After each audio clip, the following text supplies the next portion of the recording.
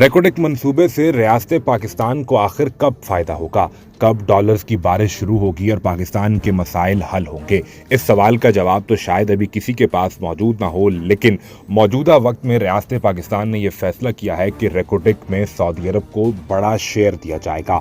ये कितना बड़ा शेयर होगा, इसकी परसेंटेज क्या होगी, मौजूदा हालात में और आने वाले हालात से इस पे फर्क क्या पड़ेगा?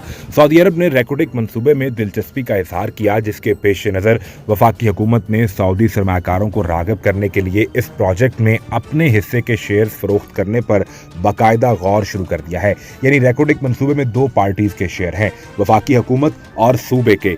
वफाक ने अपने शेयर्स इन कंपनीज को फरोख्त करने का फैसला किया है।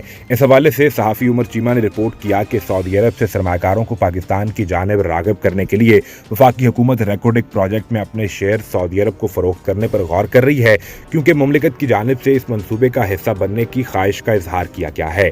रिपोर्ट से यह मालूम हुआ कि नई तश्कील शुदा खुसूसी सरमाकारी कौंसिल ने वफाकी इदारों को खत के जरिए जल्द सऊदी कंपनीज के साथ लेन देन को हतमी शक्ल देने की हिदायत भी की है। इस सिलसिले में इब्तदाई तौर पर मौसूल होने वाली हिदायत में जरूरी दस्तावेजी काम दिसंबर तक मुकम्मल कर लिया जाएगा और इसके बाद आइंदा साल मार्च तक इसमें तौसी की जाएगी। जबकि इस हवाले से पाकिस्तान स्टॉक एक्सचेंज को भी मालूमात फराहम की गई हैं। ये इदारा पाकिस्तान स्टॉक एक्सचेंज में रजिस्टर्ड या लिस्टेड नहीं है, लिहाजा सऊदी कंपनीज को लिस्ट करने के लिए फौरी तौर पर इक़दाम करने का कहा गया।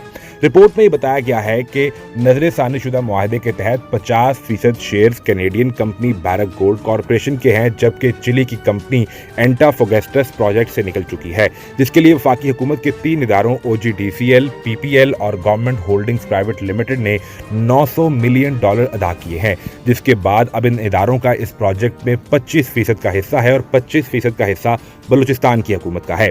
अब इस सारी सूरत हाल में से 15% शेयर्स मुकम्मल फंडिंग और 10% शेयर्स फ्री क्रेडिट बेसिस पर होंगे। अब वफाक ये सोच रहा है कि अपने 25% के शेयर सऊदी कंपनीज को बेच दिए जाएं। आप एक अंदाजा कीजिए कि अगर आज रेकोडेक का मंसूबा $100 अरब का है तो सऊदी कंपनीज को $25 अरब मिल जाएंगे। कल को जब ये मंसूबा $1000 अरब तक पहुंच जाता है तो पाकिस्तान से ये सऊदी कंपनीज मजमूई तौर पर लगभग $350-400 अरब ले जाएंगी। अगर इतनी बड़ी तादाद में डॉलर फिर मुल्क से बाहर निकलते रहे तो वफाक पाकिस्तान के पास पैसे कहां से आएंगे? पाकिस्तान की मईशत को मजबूत करने के लिए जो बड़ी खतीर रकम में डॉलर चाहिए वो तो इस तरीके से निकल जाएंगे, तो लॉन्ग टर्म में फ़ायदा कैसे होगा? ये सवाल अब भी मौजूद है।